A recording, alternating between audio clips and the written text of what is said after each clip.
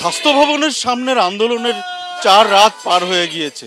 এই কদিনের মধ্যে এত বড় প্রতিবন্ধকতা ছিল না যেমনটা এদিন ঘটলো, অর্থাৎ টানা বৃষ্টি, দফায় দফায় বৃষ্টি, এবং সেই বৃষ্টির কারণে দেখা যাচ্ছে যে গত কয়েকদিন যেভাবে প্যান্ডেল ছিল সেই প্যান্ডেলের একটা পরিবর্তন এসছে।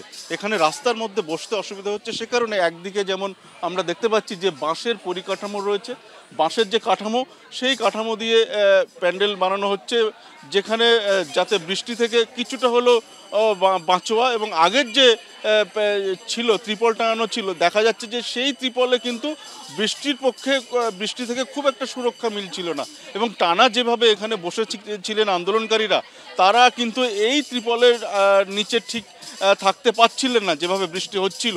এবং তার পাশাপাশি এই যে বাঁশের কাঠামো, তার পাশাপাশি আরও একটা পরিবর্তন এসেছে। এখানে যেমনটা দেখা যাচ্ছে যে এখানে টেন্ট বানানো হয়েছে, যে এই টেন্ট কিন্তু একের পর এক আসছে, রাত থেকে এই টেন্ট দেওয়া হচ্ছে, এবং এই টেন্ট দিয়ে রাস্তার একপাশে পুরো এই টেন্ট দেওয়া হচ্ছে যাতে আন্দোলনকারীদের এই বৃষ্টির থেকে কিছুটা সুরক্ষা মেলে। এবং গতকাল থেকে যেভাবে বৃষ্টি শুরু হয়েছে তাতে এই যে পরিবর্তন দেখা যাচ্ছে। এবং এটা যেমনটা আন্দোলনকারীরা বলছিলেন যে এর আগেও তারা যেমন বলেছিলেন যে তাদের যে 5 দফা দাবি, সেই দাবি পূরণ না হওয়া অবধি তারা এই আন্দোলন চালাবেন, এই যে হুঁশিয়ারি, তার পরিপ্রেক্ষিতে এই যে মণ্ডপ, এই যে প্যান্ডেল, তাতে কিন্তু বোঝাই যায় যে এই আন্দোলন আরও দীর্ঘায়িত হতে পারে।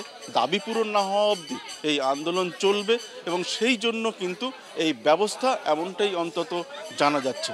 ক্যামেরায় শান্তনু দত্তের সঙ্গে সত্যজিৎ বৈদ্য, এবিপি আনন্দ, সল্টলেক।